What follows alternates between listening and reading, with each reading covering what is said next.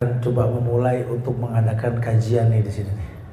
Karena secara umum Nabi kita Muhammad Sallallahu Alaihi Wasallam ini pernah menyampaikan bahwa Allah akan mengangkat derajat orang yang menuntut ilmu. Yarfa'illahu alladhina amanu minkum walladhina utul ilma darajat. Itu bahasa Rasul. Beliau pernah bersabda, Allah akan angkat derajat orang yang mau menuntut ilmu. Dalam riwayat lain dikatakan, man salaka tariqan yaltamisu fihi ilman sahalallahu lahu bi tariqan ilal jannah. Kalau kalimatnya salaka tariqan, orang yang memanfaatkan jalan dan berjalan, di dalamnya ada niat menuntut ilmu, Allah akan masukkan dia ke surga. Makanya ini para madem harus tahu nih, ya, jadi dapat informasi langsung dari ini teman-teman biker semua, bahwa sekarang kondisi biker di Indonesia ini mungkin image-nya ini berubah 180%. Karena jujur ketika tahu bahwa dulu juga di zaman Rasul itu bikersnya itu menggunakan kuda, onta dan keledai. Yang sekarang nggak mungkin lah kita pakai onta, kuda dan keledai, kita pakai mesin gitu ya, pakai motor. Dulu mereka juga mendapatkan ilmu, bisa menaklukkan dunia karena menggunakan kendaraan. Sekarang juga kita bisa, bukan tidak, cuma ya butuh arahan. Ketika manusia sadar bahwa hidup di atas dunia bukanlah sesuatu yang lama, kendaraan ini jadi alat bantu untuk menggapai kesempurnaan. Asiknya kita nih orang Islam, punya Tuhan Allah dan beragama Islam ini, ada kemudahan yang tak dimiliki oleh agama lain. Yang pertama, orang Islam ini kata Rasul, al-amal bi khawatimiha. Makhluk yang bernama manusia dalam Islam ini dilihat akhir bukan awal. Sehingga orang jangan dilihat dulunya, lihat sekarangnya. Ya, kita juga jangan jadi orang yang gampang menilai orang sekarang karena dulu dia punya keburukan, tidak. Sahabat mana di antara sahabat Nabi yang gak merasakan keburukan di masa lalu? Uniknya Allah menegaskan bahwa sorga itu milik Allah. Kalau sorga ini milik Allah, yang berhak mengizinkan dimasukkannya sorga itu ya Allah. Ada orang yang dimasukkan ke sorga oleh Allah dijadikan Nabi dan Rasul dulu. Masuk sorga? Pengen. Jadi Nabi, jadi Rasul dulu. Kayaknya kita gak kebagian kuota deh. Atau kalau orang perempuan dijadikan istrinya Nabi, istrinya Rasul, pun gak kebagian kuota, betul. Atau dijadikan sahabat Nabi, dijadikan tabi'in, tabi'ut tabi'in, dijadikan ulama, pun kita gak kebagian. Kita cuma manusia biasa yang gak bisa memilih takdir. Cuma gak tahu apa penyebabnya. Kok iya bisa kita berkumpul sekarang di tempat yang terkesan mungkin berkumpulnya para bikers yang ngomonginnya dunia aja. Sekarang kita bisa ngomong agama. Apa kata Nabi? Hal tunsoruna wa turzakuna bidu'afaikum. Kamu tuh nggak sadar sih, kata Rasul. Tunsorun wa turzakun. Kamu tuh tertolong dan dapat rezeki karena memang dua orang lemah yang pernah kamu bantu. Sehingga bukan karena memang kamu pengen. Kadang-kadang kita pernah berbuat baik yang kita nggak sadar. Dan hukum asal manusia ini makhluk yang baik. Laqad khalaqnal insana fi ahsani taqwim. Allah ciptakan manusia ahsan kok. Ahsan itu bukan hasan. Hasan baik, ahsan more better dan lebih, the best. Padahal makhluk yang tercipta untuk beribadah bukan cuma manusia, jin pun sama tercipta untuk beribadah. Cuma yang Allah katakan ahsan itu manusia. Maka dalam hati kecil manusia ada kebaikan. Inilah yang mesti didongkrak nih, bagaimana kebaikan itu timbul. Dan ternyata manusia ini adalah makhluk yang membutuhkan makhluk lain. Maka Nabi mengatakan almar'u ala dini khalili. Orang itu tergantung agama temannya. Jadi kalau temannya baik, kemungkinan dia bakal baik. Kalau temannya buruk, kemungkinan dia akan buruk. Nah, kita pengen berteman di atas kebaikan.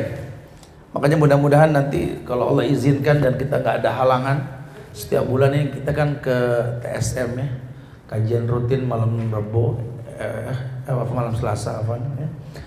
Nanti kita akan mampir kemari. Jadi siapa aja yang sempat nih, siapa aja yang sempat, kita bisa dialog keagamaan ya. Nggak ada pengajian khusus gitu enggak, tapi dialog karena agama ini asik. Bahkan memang di beberapa tempat di Jakarta kita sudah bikin program TUD. TUD itu tunggu Ustadz datang. Jadi kafe-kafe, tempat pada nongkrong, ngopi, selama nggak dijual minuman-minuman keras yang wajar kita datangi itu, Ustadz diinformasikan, biasa dibikin pojok ilmu. Kayaknya di Harley Owner Group di Siliwangi ini asik kita punya pojok ilmu ini, yang mungkin diinformasikan ke teman-teman bikers bahwa ada ustadz yang bisa diajak dialog walaupun cuma 15-30 menit ke depan. Karena kan kita butuh agama, kita butuh solusi, betul. Nah, mudah-mudahan jadi sebuah kebiasaan dimanapun kita berkumpul, kata ulama, fi ayyi ardin tata fa anta mas'ulun an islamiha. Di bumi manapun kau berpijak, kau bisa menegakkan syariat. Rugi orang hidup di dunia ini sebentar. Kalau boleh jujur, kita cuma ngantri mati. Hidup ini cuma ngantri mati.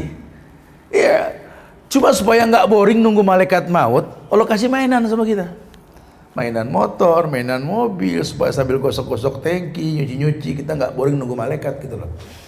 Karena dikasih mainan rumah, mobil, iya, karena kalau bengong, kenapa bro, bengong aja bro, nungguin malaikat maut kan nggak enak gitu ya. Ada aktivitas. Tapi yang perlu dipahami apa? Tazawwad. Kata Allah, wa tazawwadu fa inna khairaz zadi taqwa. Kamu hidup itu berbekal. Karena sebaik-baik bekal itu takwa kepada Allah. Dan kullu nafsin dha'iqatul maut. Setiap yang hidup, yang bernyawa pasti didatangi oleh kematian. Yang dikhawatirkan ini kalau kita mati ini bawa apa ngadep Allah? Ya, Masya Allah, apapun kita boleh punya, tapi ketika meninggal nggak ada yang kita bawa.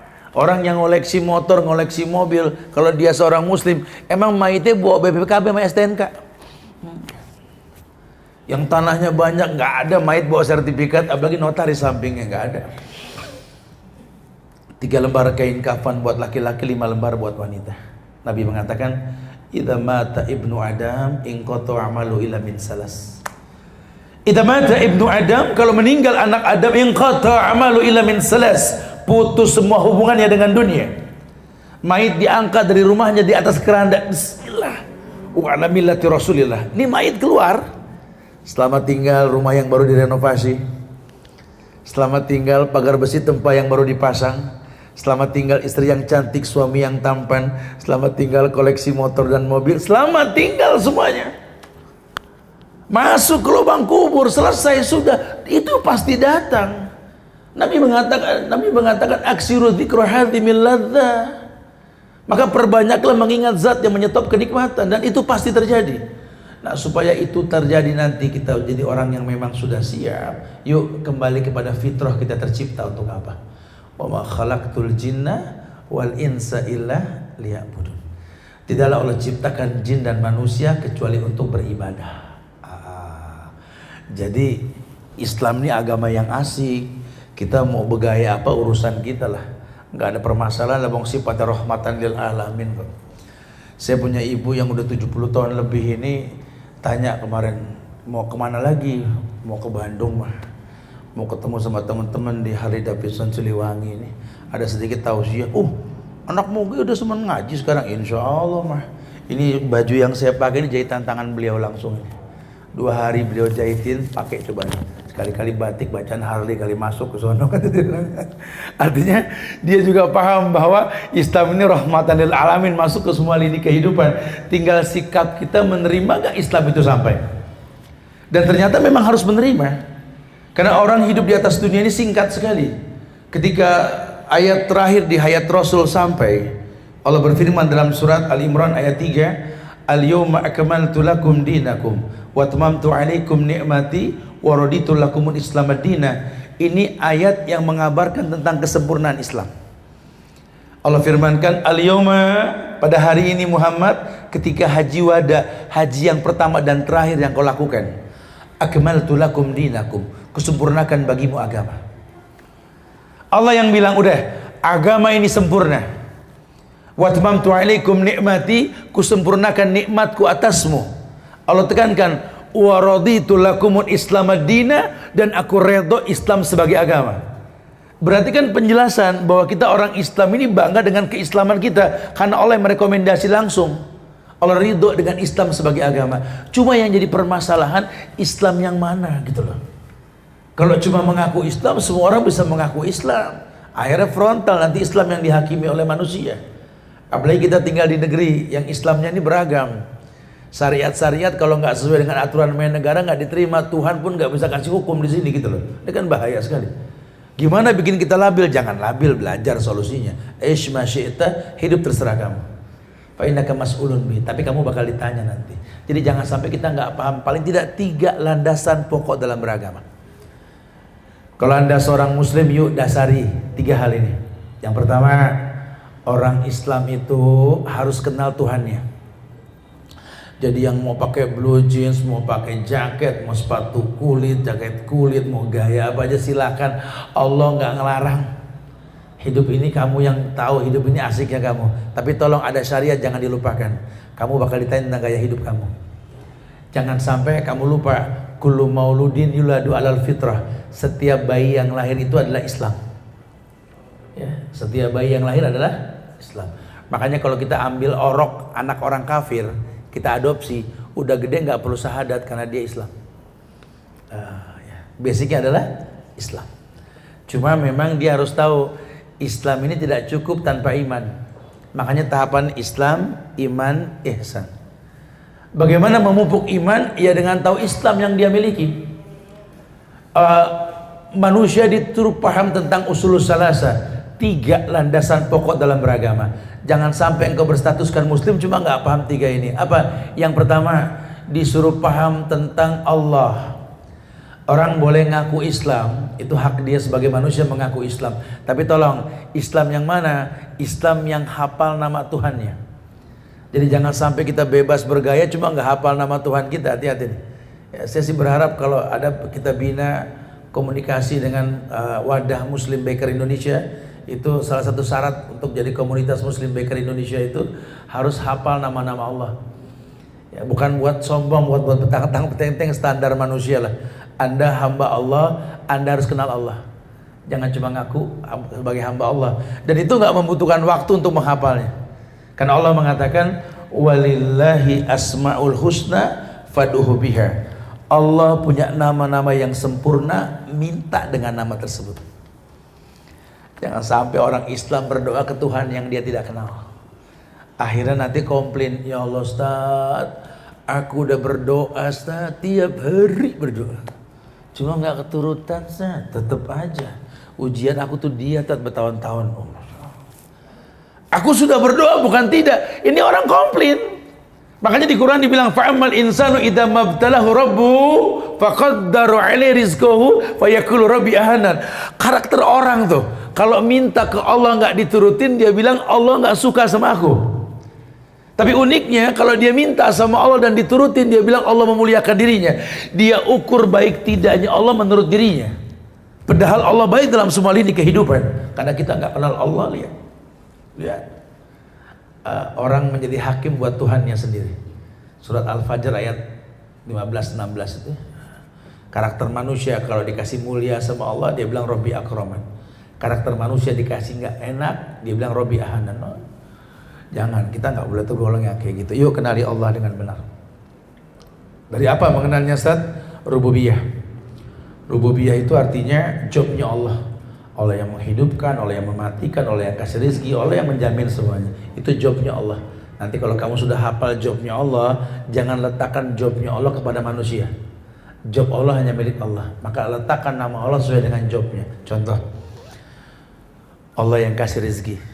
Maka Allah kita bilang apa? Ar-Razzaq. Ya? Allah yang maha pengasih, maha penyayang. Allah Ar-Rahman, Ar-Rahim. Dan gak boleh nama Allah dinamain ke orang. Harus pakai mudhof pemudhofun ilaih. Gak boleh orang namanya Rojak. Harus Abdur Razak. Kita malah Jack, sini Jack. Rojak panggil si Jack malah. Gak boleh orang namanya Rahman Rahim.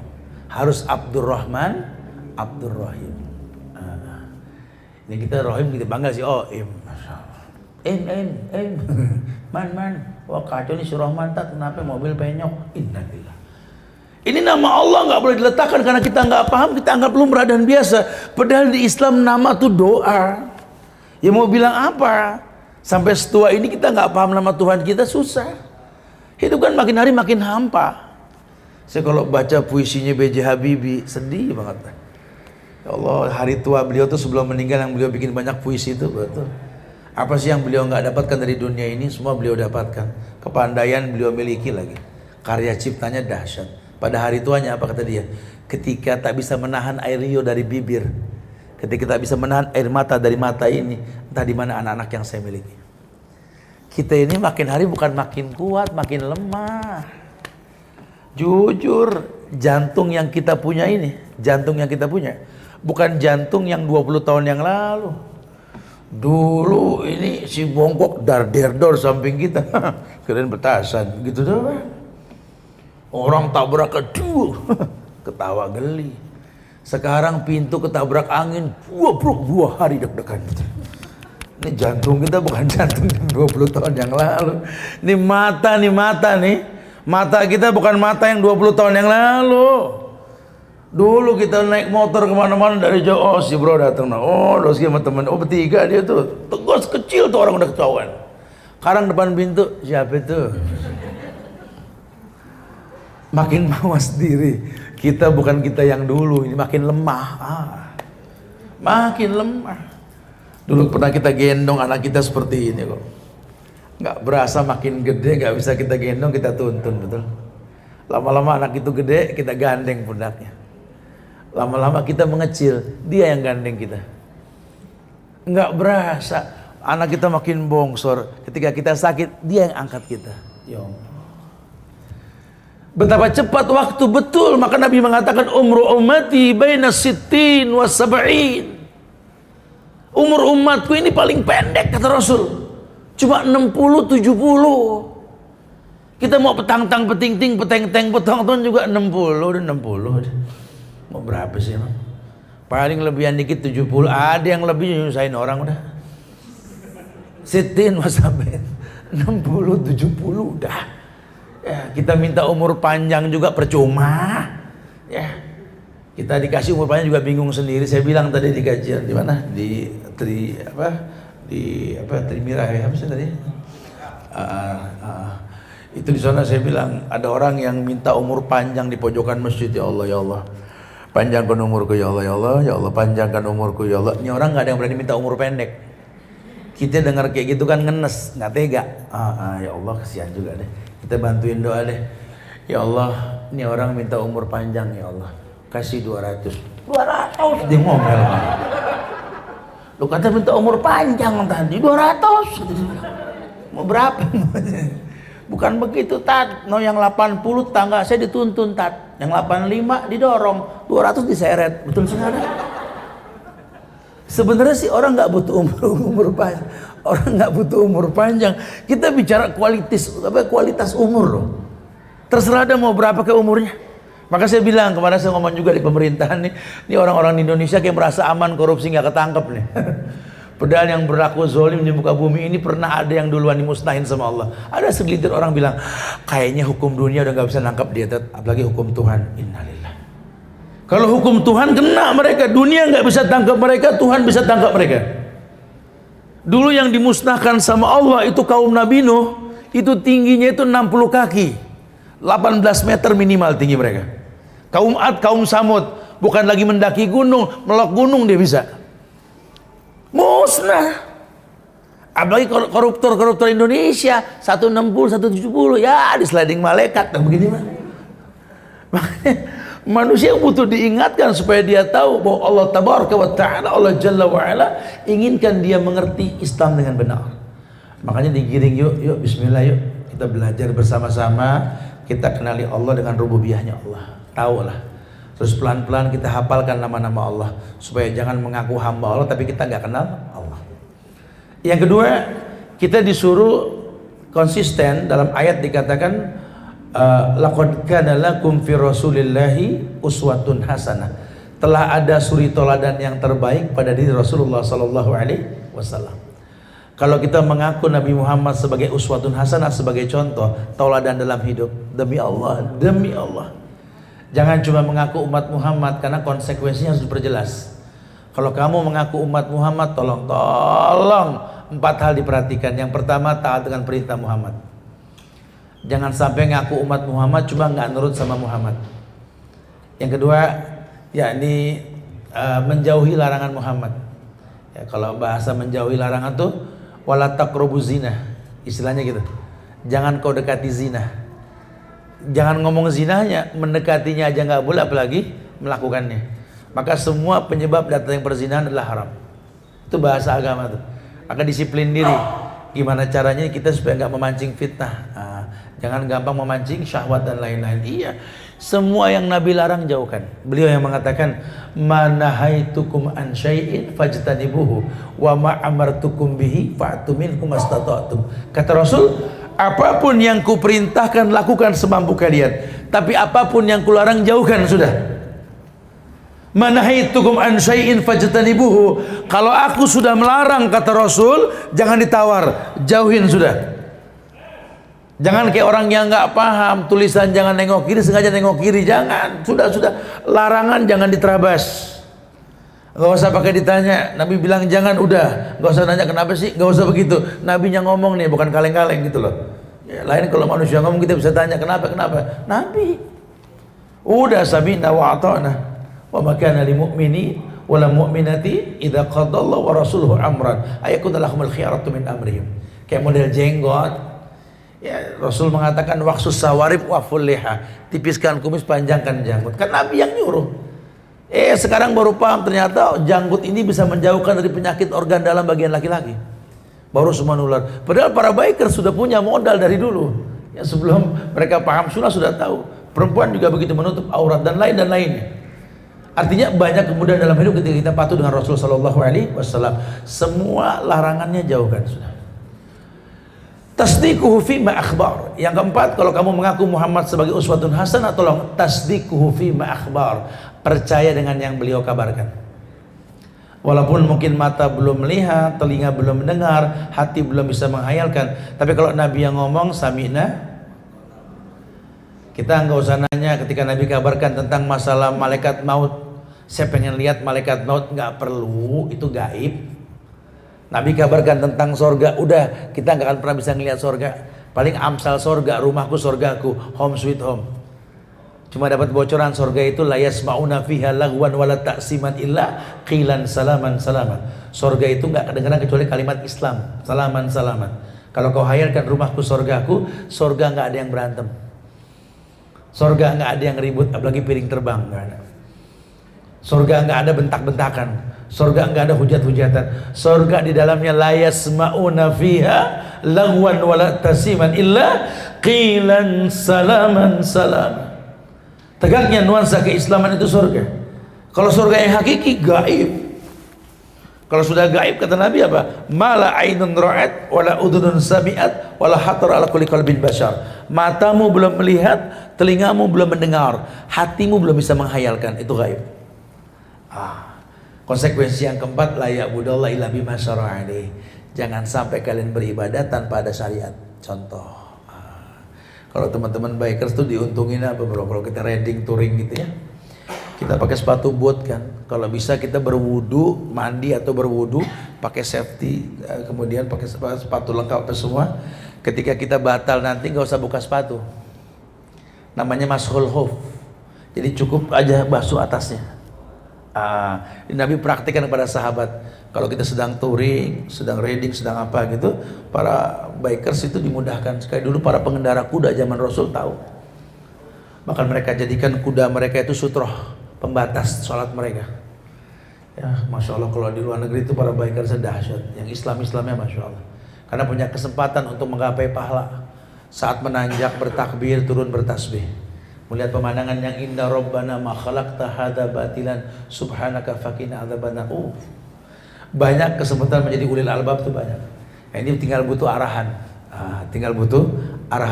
Kesempatan berbuat baik selalu ada. Apalagi yang namanya ibadah. Otomatis dengan sendirinya. Karena fitrah laki-laki itu jangan dipegangin di rumah. Nabi perintahkan dia banyak safar. Laki-laki sering touring, sering safar, makin cinta sama yang di rumah. Itu otomatis. Makin cinta, kenapa? Karena seindah-indahnya tempat di luar, pada akhirnya indah rumah sendiri, Bu. Jujur, kita ini hobi traveling. Sekarang kita roba nih, karena belum sampai dakwah. Jujur saya ini orang yang tiap bulan ini adanya di luar, gak di sini. Jadi, insya Allah, ya, insya Allah kita berubah. Justru orang seenak-enaknya di luar, tetap enak rumah sendiri. Kalau memang betul-betul rumah itu dibuat untuk ketenangan. Karena hukum asal rumah ini kata Quran sakanan, tempat tinggal yang menenangkan. Ya Allah, di hotel bintang 5, di tempat yang mewah, pulang sampai rumah lebih senang. Oh, nyampe rumah juga deh. Itu hukum asalnya. Di Quran dikatakan li'ila fi Quraisyin ila fihim rihlatas syita'i wassaif. Ini sampai ada bulan Safar. Pernah dengar gak bulan Safar? Di Islam itu ada bulan Safar, bukan Safar, Sofar tulisannya. Artinya vacant, bulan kosong. Di mana bulan Safar itu bulan di kampung tidak ada laki-laki, Bu. Makanya namanya bulan Safar. Justru bulan Safar itu bulan sunnah laki-laki keluar, dagang, bisnis. Selesai Safar mereka kembali ke rumahnya. Dan mereka akan tahu ternyata di rumah itu betul-betul mereka merasakan kenikmatan. Kenapa? Rumah bak surga. Ini kita pengen kritis ini. Karena banyak orang bikin rumah tapi rumahnya seperti neraka. Rumahnya bikin dia nggak nyaman. Kalau kau khayalkan rumahku surgaku, surga itu nggak ada keributan. Surga itu ada bidadari, terfasilitasi. Ya, surga ya seperti itu. Mungkin rumah kita belum seperti itu, sehingga ini yang touring malas pulang gitu loh. Pergi cepet pulang lelet lah bahasanya gitu ya. Ya, karena nggak ngayalin surga. Oh. Ya, kita pengen rumah nih. Ada 40 nasihat rumah tangga, ada bahtera dalam bunga mereka dalam bahtera rumah tangga. Banyak di YouTube itu dakwah kita tentang rumah tangga tuh banyak. Bahkan ada kajian rutin setiap bulan itu rumah tangga bikers judulnya. Jadi dikritisi nih. Karena burung saja terbang balik kandang. Kok ini bikers nggak pulang-pulang, ada masalah berarti itu. Ada yang salah, nggak dibenarkan ini, ada yang salah ini. Ya, kadang-kadang bidadarinya maksa penghuni surga itu betah di rumah. Tapi mereka nggak merasakan kenyamanan. Kenapa? Karena yang masak mbak, bikin kopi mbak, nyuci mbak, semua mbak. Makanya nggak betah saya.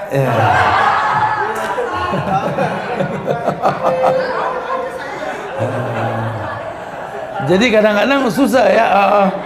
Jadi dia mau pulang ke rumah juga kalau pada akhirnya mbak semua ya kawin aja sama mbak gitu ya. Ya, jadi sebenarnya ini ada Islam ditawarkan yang indah loh, Bu. Masya Allah, Bu ya. Makanya aneh kalau tadi dibilang kok beda. Ya, saya nggak tahu kalau di hari bahasanya kok beda. Karena saya punya komunitas yang ratusan ribu jumlahnya di MBIP nasional ini. Dan sampai dakwah kepada mereka. Sampai mereka mengatakan, wallah Ustaz, ini yang namanya touring Ustaz, membuat kami makin cinta sama rumah Ustaz.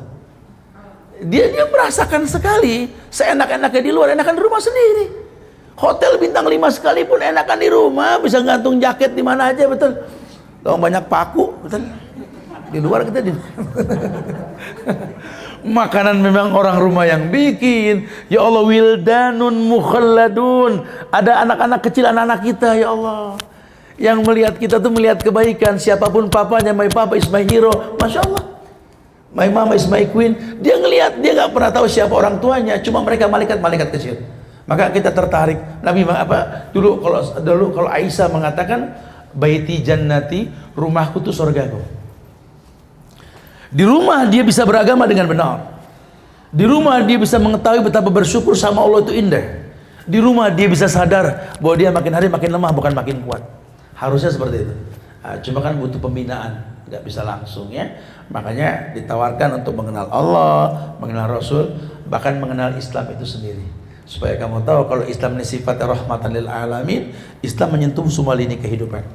Nah, kalau sampai Islam nggak membuat tenang orang Islamnya, ada yang salah. Ya, ternyata mungkin rumah kita ini seperti kuburan kata Rasul. La taj'alu buyutakum maqabir. Jangan jadikan rumahmu seperti kuburan. Kenapa? La yusma' kalam Allah. Tidak ada Quran dibacakan. Akhirnya apa? Kufur nikmat. Kufur nikmat. Penghuninya nggak ngaji, penghuninya nggak kenal Allah, ma'isatan donka, disempitkan hidupnya.